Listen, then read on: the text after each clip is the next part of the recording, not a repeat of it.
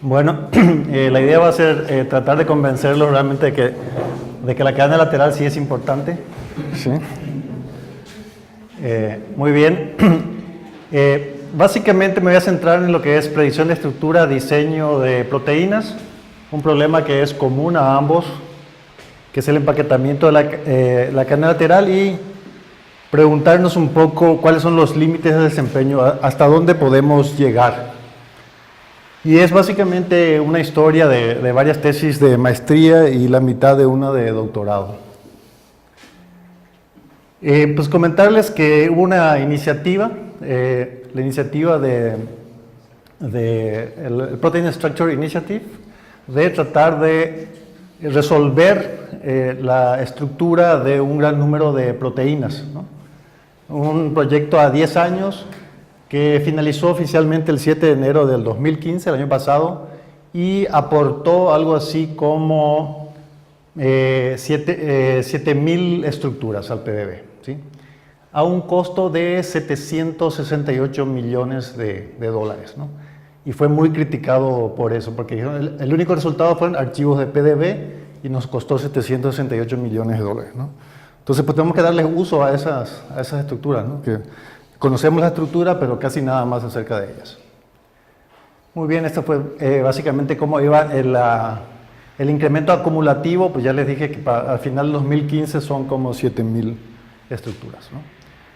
Muy bien, vamos de la secuencia a la estructura y de regreso. Dos problemas. Uno es la predicción de la estructura, ¿no? Donde tenemos la secuencia de aminoácidos. Lo que queremos es las coordenadas X, Y, Z de cada átomo de la proteína. Y en una versión del diseño de proteínas tenemos la estructura del backbone de la proteína y queremos saber cuál es la secuencia que cuando se pliegue va a tomar esa estructura, ¿no? En ambos, si se fijan, aquí hay algo que se llama el muestreo de la cadena lateral. Básicamente, cuando ustedes usan un software como el Modeler, lo que hace es copia hasta donde puede columna vertebral de proteínas parecidas y luego empaqueta la cadena lateral, ¿no? Y aquí también, para diseño de proteínas tenemos que hacer lo mismo. Tenemos el backbone y tenemos que proponer una secuencia de aminoácidos, pero para cada secuencia de aminoácidos que proponemos tenemos que ver cuál es la configuración de la cadena lateral que minimiza la función de energía. Y entre todas las opciones que probamos, tomar aquella que pues tiene la energía mínima, ¿no? Y eso tiene pues, un pequeño problema que vamos a ver al ratito. Entonces, de vuelta, tenemos la secuencia de aminoácidos y queremos determinar la estructura. ¿Por qué? Pues porque ya lo estamos platicando aquí, pues la estructura nos promete la función, ¿no? Ok. De regreso, tenemos la predicción de estructura, dijimos, secuencia, estructura, y ahora tenemos estructura y de regreso la secuencia. El único problema con el diseño de proteínas es que pueden haber muchas secuencias que se plieguen a la misma estructura, ¿no? Formalizando un poquito más el problema del diseño, que es el plegamiento inverso, tenemos la plantilla de la geometría de la columna vertebral, ¿sí? Tenemos la exploración del espacio de búsqueda y al final de cuentas vamos a obtener la secuencia de aminoácidos de energía libre mínima que se pliega en esta estructura que es dada como dato de entrada. El problema es que este problema se clasifica como un problema NP difícil, que en términos prácticos significa que a la fecha no conocemos cómo resolverlo en forma eficiente, ¿sí? De hecho, pues es uno de los 7 problemas, bueno, ahora ya nada más 6 problemas de matemáticas del milenio, ¿sí? Que para quien lo resuelva, pues hay $1 millón de dólares. O sea, si alguien puede resolver esto en tiempo eficiente, pues tiene un premio de $1 millón por eso, ¿no? El Instituto de Matemática del CLEI es el que ofrece estos premios. Muy bien, hay muchos frameworks para el diseño de proteína. Muchos de ustedes conocerán Rosetta Design, por ejemplo, Protein Wisdom, que es del grupo de Flowdas en Princeton, Osprey del laboratorio Donald en Duke University y Orbit del grupo de Stephen Mayo en Caltech, ¿no? Y Rosetta Design, por supuesto, del grupo de Baker en la Universidad de Washington, en Seattle. Ese Donald no es Trump, ¿verdad? No, por suerte no. Es bastante cuadrado también en ese sentido, pero porque él solamente utiliza métodos exactos, o sea, él no le interesa heurísticas, por ejemplo, para resolver el problema. En ese sentido, sí es Sí, es Donald en ese sentido. Muy bien, y el empaquetamiento, o sea, ¿por qué estudiamos el empaquetamiento? Nosotros cuando nos planteamos el problema de diseño original, pues realmente se nos hizo muy complicado, ¿no? Entonces, lo que normalmente hacemos en computación cuando un problema es muy complicado, pues simplificarlo, ¿no? O sea, renunciar a él e ir a la versión más sencilla, ¿no? Entonces, la versión más sencilla, que parecía más sencilla, es, ¿qué tal si ahora me dan ya el backbone, me dan la secuencia, y lo único que tengo que hacer es empaquetar la cadena lateral, ¿sí? Es decir, cómo van a estar configuradas cada átomo de cada elemento de la cadena lateral, ¿no? Ese es el problema del empaquetamiento.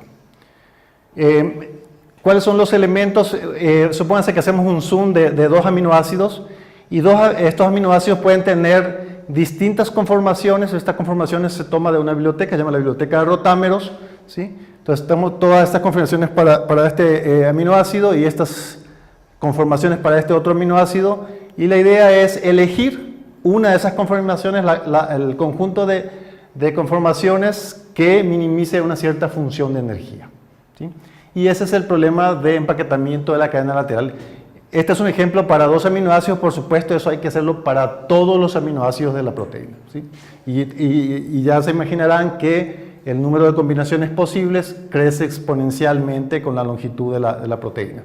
Es decir, probar todas las combinaciones posibles no es factible. Y por cierto, pues es otro problema también que cae en esa categoría de NP difícil, problemas computacionales para los cuales a la fecha no sabemos cómo resolverlos eficientemente. La mayoría de la gente, los investigadores en ciencia de la computación teórica, creen que no se pueden resolver eficientemente, pero pues a la fecha no hay un teorema que demuestre que no se puedan resolver. Por lo tanto, también en computación tenemos creencias. Muy bien, ¿cómo vemos este problema? El dato de entrada es la secuencia, y esta secuencia pues, nos define una columna vertebral, y cada aminoácido en esta columna vertebral tiene conformaciones posibles, y de vuelta la idea es elegir, ¿sí? Elegir la conformación que minimice una cierta función de energía. En la práctica, ¿cómo vemos esto? Pues tenemos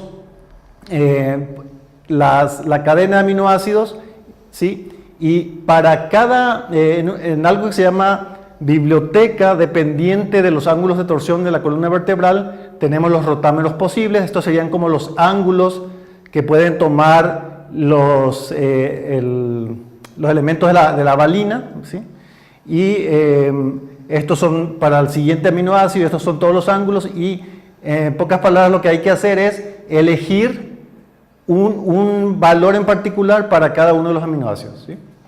Y ir probando, digamos, todas las combinaciones posibles hasta encontrar aquella que minimice la función de energía. En este caso, una solución, ¿cómo representamos una solución? Pues simplemente yo digo que para el primer aminoácido pues va a ser la tercera opción, 1, 2, 3, ¿sí? Para el segundo aminoácido va a ser la primera opción, para el tercero va a ser la quinta opción, etc., ¿sí? Esta es una forma de representar una solución. Una vez que yo represente una solución posible, tengo que medir la calidad de esa solución, ¿no? Ok. ¿Cómo se evalúa el resultado de una predicción, de un empaquetamiento? Pues en realidad es muy sencillo. Supónganse que tengamos aquí la estructura nativa y esta es la predicha, ¿sí? Aquí están los carbonos gamma de la nativa versus la predicha. Entonces, podemos ver como que levantamos el carbono beta y los alineamos con el alfa, lo miramos de arriba y vamos a ver una diferencia en ángulo, que es esto, ¿sí? Si ese ángulo es menor o igual a 40 grados, entonces vamos a decir que la predicción es correcta. Si es mayor que 40 grados, vamos a decir que la predicción es incorrecta, ¿no? ¿Y cómo se mide? Pues se mide en porcentaje de ángulos correctos. Chi1 es el primer ángulo de torsión de la cadena lateral y Chi2 es el segundo. Entonces, la medida más clásica utilizada es el porcentaje de ángulos Chi1 predichos correctamente y el porcentaje de ángulos Chi1 y Chi2 al mismo tiempo predichos correctamente. Entonces, así se mide la calidad de una predicción.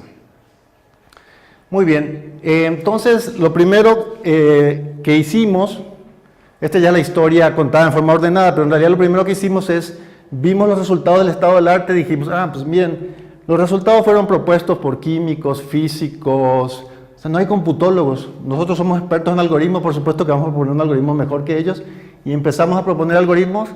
Primera tesis de maestría, ni alcanzamos a lo mejor que había. Segunda tesis de maestría, tampoco. Tercera tesis de maestría. Entonces ya empezamos a hacernos otra pregunta. Vamos primero a evaluar los métodos que existen y resulta que cada método probaba su método con un conjunto de casos de prueba particular. Y en ese conjunto de casos de prueba particular su método era mejor que otros. Y así para cada uno. Entonces lo que nosotros hicimos fue agarrar todos los conjuntos de prueba y probar todos los métodos en todos esos conjuntos de prueba. Y pues estos son básicamente los conjuntos. Uno de 360 proteínas, otro de 693, otro de 2230 y otro de 65. ¿No? Y esta es más o menos la intersección, las proteínas comunes que tienen entre sí los grupos de prueba. ¿No? Ok, agarramos esos casos de prueba, los métodos del estado del arte, y dividimos entre qué calidad tiene para predecir residuos enterrados y residuos expuestos, ¿no? Como es de esperarse, los enterrados van a ser de mayor precisión porque pues, se mueven menos, y los expuestos pues, van a ser menos precisos, ¿no? Entonces más o menos está, para el primer ángulo de torsión, pues como el 90 y tantos de predicción, para ambos ángulos de torsión también 90, para un conjunto de datos, y más o menos andan en ese orden, ¿no? Y para los residuos expuestos, para los aminoácidos expuestos, pues baja un poco la precisión, ¿no? Entonces, si hacemos un promedio de esto, lo que logra el estado del arte es un 87% más o menos promedio para Chi1 y 70 y tantos % para casi 80% para Chi1 más 2, ¿sí? Ese es el resultado promedio que logran, ¿no? Sí. Por curiosidad, ¿en estos métodos está incluido el que utiliza Rosetta? En estos métodos no está incluido el que utiliza Rosetta, pero está incluido el que utiliza varios otros métodos y que es el considerado mejor, que es el Squirrel 4. ¿Sí? Y Rosetta no supera a estos métodos, al Squirrel 4, en empaquetamiento de la cadena lateral. ¿Sí? Ok, entonces aquí la pregunta es, ¿qué es lo mejor que podemos lograr con una biblioteca de rotámeros dada? ¿No? Y esa fue la pregunta que nos hicimos después de 3 intentos fallidos. Y la respuesta fue que planteamos fue la siguiente. Esta es la columna vertebral, ¿sí? Y estas son una biblioteca de rotámeros que se propuso de hecho del 97. ¿No? Así, ¿cómo puedo yo medir la máxima calidad que pudiese lograr con esta biblioteca de rotámeros? Lo que hicimos fue lo siguiente, hicimos trampa, ¿sí? Tomamos la biblioteca de rotámeros y nos fijamos en la estructura nativa de la proteína. Por cada aminoácido lo que hicimos fue elegir el rotámero más cercano a los ángulos que tenía ese aminoácido, ¿sí? Entonces, agarro un aminoácido, veo en la biblioteca de rotámeros las opciones que tiene, la proteína nativa para ese aminoácido y digo, mira, el tercer rotámero es el que te da mejor resultado. Y así lo elegimos para todos y elegimos el rotámero, ¿no? ¿Y qué se pudo lograr con eso? Bueno, los métodos del estado del arte en promedio 87 y 77 para Chi1 más 2 y demostramos que se puede lograr 99.6% para Chi1 y 98.8% para Chi2. Esa fue una mala noticia para la gente que diseña bibliotecas de rotámeros. Porque lo que le estamos diciendo con esto es que con la biblioteca del 97 ya puedes tener resultados altísimos. O sea, bueno. ¿Es la Dunbrack? La de Dunbrack, así es. La de Dunbrack independiente de la biblioteca, de la cadena principal. Muy bien, entonces, si esta es la máxima precisión, la pregunta es ¿por qué los métodos no logran esa precisión? ¿No? Y puede ser, una es función de score alejada de la realidad, o una búsqueda ineficiente. ¿Sí? La biblioteca de rotámeros ya está desechada. La biblioteca de rotámeros no es la responsable, porque estamos demostrando que podemos tener 90 y tantos, casi 100% de precisión, ¿no? Entonces el culpable es uno de estos dos. Ok, entonces recapitulando un poquito, los elementos de la solución al problema, de los métodos que solucionan este problema es la función de energía, ¿sí? La biblioteca de rotámeros y el algoritmo de optimización. Esos son los componentes de todos los métodos para empaquetar la cadena lateral en proteínas, ¿sí? Muy bien, entonces, ¿cómo se ve la biblioteca independiente? La biblioteca independiente simplemente para cada aminoácido nos dice todos los ángulos chi1, chi2 y chi3 que se pueden obtener. En realidad, ¿esto cómo se obtiene? Esto se obtiene de un análisis estadísticos de estructuras de alta precisión que se tiene y se va a decir, mira, lo más común aquí es 37 grados para chi1, etc., ¿no? Se va construyendo esta biblioteca. Y la biblioteca dependiente, lo único que se hace es, se ven los ángulos de torsión de la columna vertebral, y para cada ángulo de torsión de la columna vertebral se ve cuáles son los ángulos más frecuentes para la cadena lateral. Y esa es la diferencia entre una biblioteca independiente de la columna vertebral y de una dependiente, ¿no? Como se imaginarán, la dependiente es una biblioteca en general mucho más grande, ¿sí?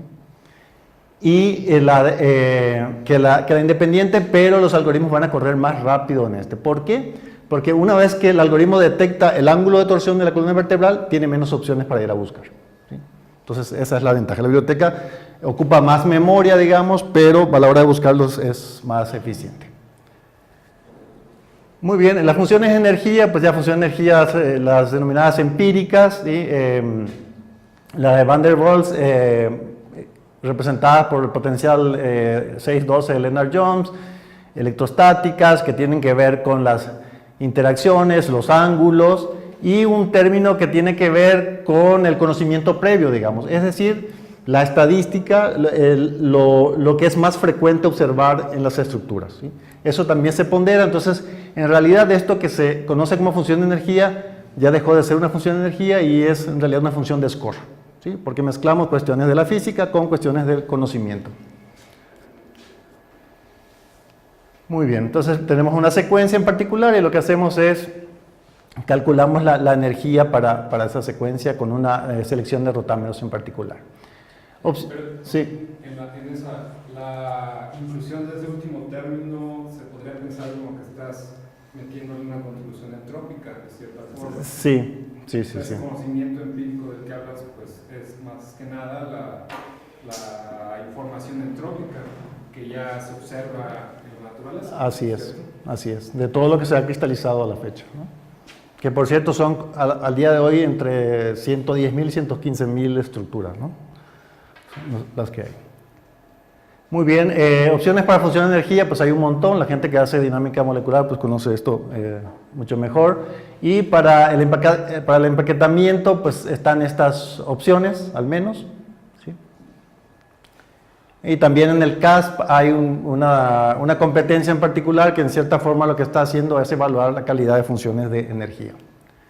Muy bien, y en el algoritmo de optimización que tenemos, pues básicamente dos grandes grupos, métodos estocásticos tipo Monte Carlo, algoritmos genéticos, etcétera, y determinísticos, el más conocido, esta es eliminación de callejones sin salida, ¿sí? Una publicación en Science de allá hace como 20 años de este algoritmo, ¿no? El objetivo es encontrar la combinación de rotámeros con energía libre mínima global, ¿no? Eso es lo que se busca. Entonces, ¿dónde está el problema después de esto? Pues en el 2011, Das en Stanford toma una proteína muy pequeña, toma Rosetta y prueba que Rosetta pues falla al predecir esta estructura de una proteína muy pequeña, ¿no? Entonces, Das pues, culpa a la función de energía. En el diseño de proteínas, pues también culpan a la función de energía. Y el equipo de Baker, en una publicación de Nature, de hace poco, qué sé yo, máximo un mes, pues también le culpan a la función de energía como la limitante principal para la nueva era, digamos, de diseño in silico de proteínas. Entonces, pues nosotros queríamos hacer, ya tenemos pues la literatura nos dice que probablemente el culpable es ¿no? Entonces ahora la pregunta es cómo evaluamos la calidad de la función de energía, cómo vamos a decir si una función de energía es buena o es mala, ¿no? Entonces la idea es que la función de energía de entrada debe reconocer la estructura nativa, ¿no? Entonces, un método muy común utilizado no para empaquetamiento de la columna, la cadena lateral, sino para predicción de estructura, es decir, de la columna principal, de la columna vertebral, es el reconocimiento de señuelos, ¿no? Yo tengo la estructura nativa y genero perturbaciones a esa estructura nativa, y estos son mis señuelos, y lo que voy a esperar es que mi energía, mi función de energía, me evalúe mejor esta, es decir, con energía más baja que estos otros, ¿sí? Si es que es una buena función de energía. Y otra forma es simplemente tratar de ver la correlación que existe entre la variación de energía, ¿sí? de los señuelos, son todos señuelos, aquí está la nativa, y la idea es que cuando más se asemeje el señuelo a la nativa, la diferencia de energía con la energía nativa debe ser más pequeña. Entonces, si mi función de energía tiene una correlación de este tipo, lineal, pues voy a decir que más o menos mi función es buena, ¿no? Esa es una técnica que se utiliza para evaluar funciones de energía en el área de predicción de estructura, predicción de la columna vertebral. Pero, ¿qué pasa en el caso del empaquetamiento de la cadena lateral? A nosotros se nos ocurrió una forma de evaluar, y como pasa muchas veces en estos casos, después que ya estás escribiendo el paper, te encuentras con que alguien más ya había propuesto algo, ¿no? Y en este caso, pues no lo podíamos dejar pasar, porque además lo había propuesto Martin Karplus, ¿no? Sí, entonces, ignorar lo que hizo el premio Nobel, pues sería... Entonces, lo que él hizo fue lo siguiente.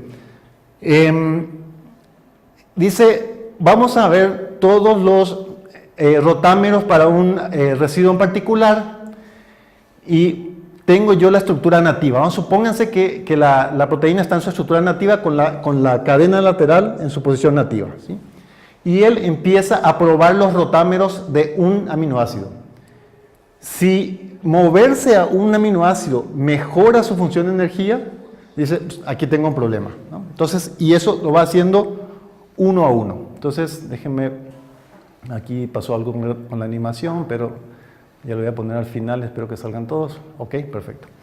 Entonces, si se fijan, estos rectángulos vacíos aquí significa que él probó todas las posiciones de estos rotámeros y ninguno mejoró la estructura, la energía de la nativa, ¿sí? Sin embargo, 3 de 5 casos sí mejoraron la energía de la nativa.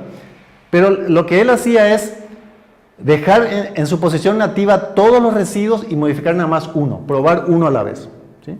Y en este caso, por ejemplo, dos no cambiaron, es decir, 2 no prefirieron un rotámero a la nativa. Entonces dice, la precisión de esta función de energía es 40%, ¿sí? Esa es la forma en la cual él mide la precisión de la función de energía.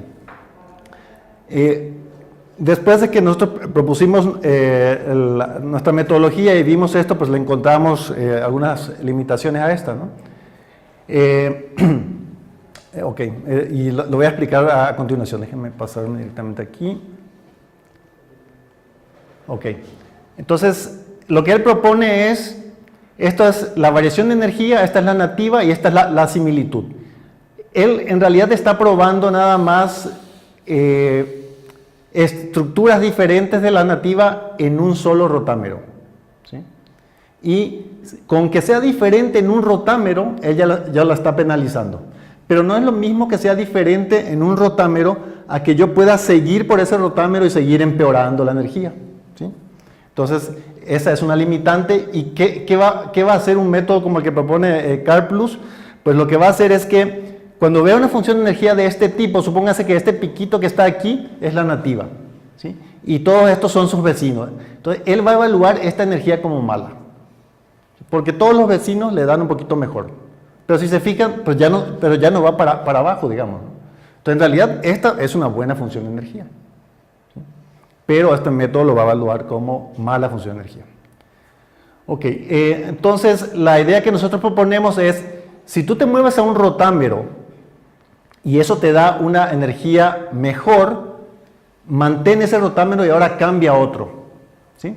Y si eso te da una energía mejor, sigue avanzando. Sigue avanzando hasta que llegues a un punto en el cual ya no puedas mejorar cambiando ninguno de los rotámeros. Es decir, hasta que llegues a un óptimo local, ¿no? Entonces, esto sí va a ser una medida mucho mejor de la calidad de la energía. ¿Por qué? Porque me va a dar una variación de energía en función de la variación de la precisión, cosa que el método de cálculos no nos da, ¿no? Y esto, por supuesto, es el concepto teórico. ¿Cómo se ve esto en la práctica? Pues tomamos una proteína, en particular, pues no me acuerdo cuál, pero el código PDB es 1MUW, y esto que está aquí es la estructura nativa. Estos que están aquí son los distintos rotámeros de cada aminoácido.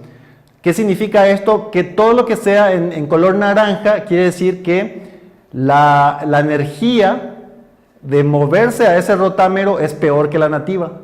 Cuando yo tenga un punto azul, significa que ese punto azul es una mejoría a la energía de la nativa, ¿sí? Entonces, si se fijan, por ejemplo, pues sí avanzó un montón, ¿no? Avanzó hasta este punto, y en el último rotámero, en el último aminoácido que tenía que cambiar, probó todos los rotámeros y ninguno le generó una mejor energía. Entonces, empeoré esto en energía, ¿sí? Esto que está aquí en energía y esto que está aquí en precisión. Y esta es nuestra propuesta de medida de calidad, ¿no? Ok, entonces, ahora me regreso un poquito nomás para decirle cuál es la hipótesis que motiva todo esto. Es que si yo tengo la estructura realmente nativa, según la hipótesis que manejamos, tendría que ser la conformación de energía mínima global, ¿sí? Pero nosotros no somos tan exigentes, con que sea mínimo local estamos conformes. Pero lo que probamos con este experimento es que ni siquiera es mínimo local, ¿no? Ok. Y uno puede decir, ok, pues eso es nada más un caso. ¿Qué pasa? ¿Con cuántas proteínas probamos? Pues probamos con más de 3000 proteínas, ¿sí? Y pues le voy a mostrar más o menos los resultados. Así, la idea ¿cuál es? Tengo el PDB, agarro una proteína, la arrojo contra su función de energía y veo dónde cae, ¿sí? Es una nativa, yo voy a esperar que caiga aquí, ¿no? Pero algunos caen aquí. ¿Cómo sé en realidad que cae aquí? Porque aquí le aplico un método de minimización, una búsqueda local muy sencilla, y pues si bajé mucho, pues quiere decir que caí en un lugar alto, ¿no? Aquí también, pues, y pues caí en el óptimo, es lo que yo esperaría para todas las estructuras del PDB. De hecho, lo que uno esperaría es que la mayoría de las estructuras del PDB estuviesen aquí, ¿no? O por lo menos aquí. Pero la historia, pues no es así. Nada más fijémonos en la nativa aquí, ¿sí? Evaluado en una función de energía muy utilizada, en dos, en realidad la de CIS-R y la de RASP. Y aquí dice, esta colección tiene 360 estructuras, y aquí me dice, empecé yo en la nativa, 100% de precisión, le corrí una búsqueda local, empeoré la precisión, esta es la energía promedio inicial y esta es la energía promedio final. La energía promedio final es menor, es de mejor calidad que la nativa. ¿Y cuántas estructuras mejoraron su energía? 360 de 360. O sea, ninguna, digamos, tiene pues cae en un óptimo local. En realidad, de las 3000 y tantos probadas, creo que son como 20 estructuras que sí tienen un mínimo local al menos. No es, ¿sí? Claro, todas son estructuras sin ligandos. Sin ligando, así es, sí. ¿Y has hecho algún estudio con ligandos? No, todavía no. Sí. Sí, antes no sé si vas a seguir después, pero has visto cosas como la segmentación, por ejemplo, que mostraba Mauricio, en el cual haces, o también lo mostraste todo el inicio, de dividir los residuos expuestos al solvente, digamos, que sigue aplicando. Si tú solo consideras los residuos que están en el core, ¿crees que puedas seguir encontrando cambios? O sea, lo que la pregunta es, yo pensaría que de esto que estamos observando surge principalmente de los residuos en superficie, ¿no? Porque a lo mejor en las condiciones de cristalización hay un montón de cosas, como que va a venir más de por ahí, más que, digamos, el bonding esté alterado en el core de las proteínas, ¿no? Okay. Es lo que pensaría. Pero sí. No lo hemos hecho. O sea, sí hemos probado interacciones con los otros, con la simetría, o sea, las proteínas simétricas del cristal, ¿no? Pero, o sea, lo que tú propones es como que pelar la proteína, dejar nada más el núcleo y ver Si hay unos rearreglos, digamos. Sí. Yo creo que sería, me imagino, o sea, muchas veces también nos bajamos en el RMSI como factor de calidad de la estructura, pero también no solo el RMSI, también se ha demostrado que incluso es mejor parámetro el R-free, ¿no? Es como, también porque muchas veces los cristalógrafos tienen trucos medio raros, tramposos de poner aguas cristalográficas donde no hay, para mejorar sus estadísticas, ¿no? Entonces, el PDB también tiene esas fallas y no sé. Sí, bueno, aquí esas 3000 estructuras de las que les platico, no son 3000 porque no pudimos hacer experimento con los 110.000, son 3000 porque tienen menos de 2 Armstrong de precisión, el factor R, o sea, tratamos de cuidar todos los aspectos, pero sí, definitivamente eso del núcleo de fuera no lo hicimos, pero, o sea, no son estructuras de mala calidad, o sea, eso sí, ahí nos cuidamos bastante. ¿El promedio de residuos, perdón, cuántos residuos tiene en promedio? En promedio son 350 residuos. Sí. ¿Y hiciste alguna correlación con factores B? Sí. Porque eso te está dando Sí. Sí, pero con factores B no encontramos. No, sí, con factor B sí hay una correlación. Con el que no había es con el. No me acuerdo. O sea, aquellos que tenían mayores factores B eran los que. Factores B más grandes son peores precisiones. Sí, eso lo hicimos. Y esos te mejoraban cuando les cambiaban. Sí. Sí, lo que hicimos y no nos llamó mucho la atención es que si de 2 Armstrong para abajo los particionamos por resolución, ahí no notamos cambio, pero a lo mejor porque ya lo hicimos de 2 Armstrong para abajo, ¿no? Entonces, a lo mejor no es tan, digamos, no es sorprendente eso, ¿sí? ¿Y alguna idea si estas proteínas, estas 3000 que analizaron, sufren modificaciones posttranscripcionales? No hicimos ningún análisis de, sí. Son cosas que sí sería bueno explorar, ¿no? Para que ese cachito de energía libre le quedara, para que fuera más estable con Sí, de hecho ahí en Trabajo Futuro voy a hablar de algunas cosas de las cosas que nos gustaría seguir haciendo. ¿Sí? Carlos, y regresando a la pregunta que me hacías en la mañana, una enfermedad sistémica en un momento dado, por ejemplo una epidemia, podría darnos un cambio energético tal que transformara la conformación de una proteína y la hiciera la enfermara. Pues, no sé, yo creo que la gente que estudia más interacción a nivel dinámico puede responder esa pregunta mejor. Sí. Pero bueno, quizás también hay que considerar que quizás no haya sido la presión evolutiva hacia hacer la proteína más estable, sino más funcional. Sí, y en ese sentido, un cierto grado de estabilidad, flexibilidad, pues de toda una diferencia es necesario. Sí, o sea, hay un montón de cosas a explorar, pero el punto es que todo el mundo está diciendo las estructuras experimentales, esas energías, ok, pero no, o sea, a no ser que nos den una función de energía, o sea, nosotros ahora lo que tenemos es la capacidad de probar funciones de energía. Den ustedes la función de energía que digan que es la buena y nosotros lo vamos a probar con nuestro método, ¿no? O sea, básicamente eso es lo que... También hay que tomar en cuenta que, o sea, el gold standard son estas estructuras cristalográficas que están resueltas en condiciones que no son las fisiológicas. Así es. Entonces, no tiene por qué ser la misma estructura, la misma configuración, tampoco el mismo mínimo, ¿no? Así es. Pero son la misma, ¿no? Sí. Y en algunos de los casos que estudiaste, ¿había proteínas con 2 conformaciones cristalizadas o más de 2? Sí, pero desechamos esos casos inicialmente. ¿No tienen hemoglobina? Sí, con la mutación esa que la cambia totalmente. Sí, pero esos son, digamos, en la checklist de cosas para hacer. Sí. Ok, entonces... muy bien. Entonces, ¿qué sigue, no? ¿Qué es lo que sigue? Pues aquí es pedirle un poco ayuda a la gente de dinámica molecular, porque una curiosidad que tenemos es, ¿qué tal si tomamos ahora estas 3000 estructuras, las relajamos y tomamos las conformaciones más frecuentes y a partir de ahí le aplicamos el método, ¿no? Porque alguien nos puede decir, no, lo que pasa es que cuando lo cristalizaron, pues estaba trancada la proteína ahí, ¿no? Ok, para que salga esa duda, le hacemos dinámica molecular y a partir de ahí le corremos este mismo método a ver qué resultado tenemos, ¿no? Ese es uno.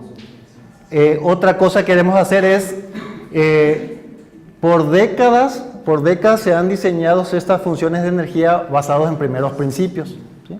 La física y todo. Y nosotros decimos, ok, nosotros apenas estamos empezando a estudiar y a entender la biofísica. No nos va a alcanzar el tiempo para entender al nivel que todos los grupos de investigadores expertos en biofísica han llegado en estas décadas de estudio para proponer estas funciones que al final, pues algo les falta, ¿no? Entonces lo que vamos a decir, vamos a dejar que algo que es una mímica de la evolución busque la función de energía, ¿sí? Donde la evaluación de mi función de energía va a ser su capacidad de convertir en óptimo global a las nativas del PDB, ¿sí? Entonces yo voy a proponer una función de energía y de las 3000 estructuras voy a contar cuántas de ellas son mínimos globales en esa función de energía. 100, ok, el score de esa función es 100, ¿sí? Y dejo ahí en mi clúster de 30 nodos corriendo n meses y después de n meses voy y veo a ver qué función de energía. Y ya si me dio una buena, ahora sí me voy con la gente que hace biofísica, le digo, oye, ¿tiene sentido esa función de energía? Esa es otra de las cosas que sigue aquí. Otra cosa que también es... sí. O sea, respecto a ese punto, un comentario. Básicamente hay como dos escuelas de pensamiento respecto a esa función de energía. Ajá. La primera es proponer términos que tengan una conexión lógica con la física, ¿no? Sí. Que es un ejemplo es la función de energía que presentaste, ¿no? Así o sea, que tiene términos que representan las interacciones de Van der Waals, un término que trata de representar interacciones electrostáticas, ¿no? O sea, cosas de física que sabemos que se tienen que cumplir. Así es. La otra escuela es decir, ¿sabes qué? Yo te voy a presentar o voy a proponer una función matemática que va a tener parámetros y lo que me importa a mí es que reproduzca o prediga lo que tiene que ser, ¿no? Así es. No me importa que tenga una interpretación física, ¿no? Okay. Lo que me importa es que funcione, sí. ¿no? Entonces, no sé si o por qué camino tú estás pensando ir. Ok, de hecho, perdón, no. Sí, yo estoy pensando ir por el segundo camino, pero nada más que en ese camino los únicos trabajos que conocemos son gente que no es que se inventa la función de energía, sino lo que inventa es cómo se combinan esas funciones de energía parcial, de la potencial Van der Waals, electrostático, etcétera, y cómo lo ponderan, etcétera. O sea, donde hemos visto, donde no le importa la física, es cómo ajustar esos parámetros. Nosotros vamos a ser mucho más agresivos, no nos va a interesar para nada la física, o sea, no van a ser Van der Waals, ni idea tengo de qué va a ser, ¿no? Seno, coseno, lo que le guste al algoritmo. O sea, me voy a ir por ese segundo camino. ¿Sí? Muy bien, entonces la conclusión, igual que los otros casos anteriores, pues la función de energía es la principal limitante para lograr la máxima presión alcanzable en el empaquetamiento de la cadena alteral en proteínas, ¿no? Y bueno, entonces como le dije, fueron 3 tesis de maestría para concluir tan poca cosa, ¿sí? Los estudiantes salieron pues muy como desilusionados de su tema de tesis. Por suerte hoy en día todos tienen trabajo. Sí, no, ya se alejaron de la bioinformática. No, sí, están uno está en el Cedar Sinai Hospital, en postdoc en UC en Los Ángeles. Otro está haciendo el doctorado en la Politécnica de Cataluña. Y otro acaba de conseguir un trabajo en Amazon, en Seattle. Empieza ganando mucho más que nosotros. Bueno, así que le fue bien al final a los 3, que son Corona, Lescano y Rodríguez. Y José Colbes es el estudiante de doctorado. Muy bien, pues agradecimiento a todos los que pues, nos llevaron a acercarnos a este tema de hace pues, ya más de 10 años.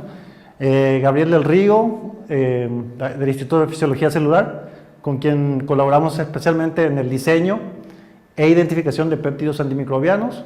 Ernesto Pérez Rueda del IBT, en vías metabólicas, colaborador en CICESE, Israel Martínez, que hace computación biomolecular, y nuestros estudiantes de doctorado. Básicamente trabajan en funciones de energía, ambos en Jesús y Longendry en péptido antimicrobiano, Hugo en clasificación de riboswitches y Nelson en cómputo biomolecular.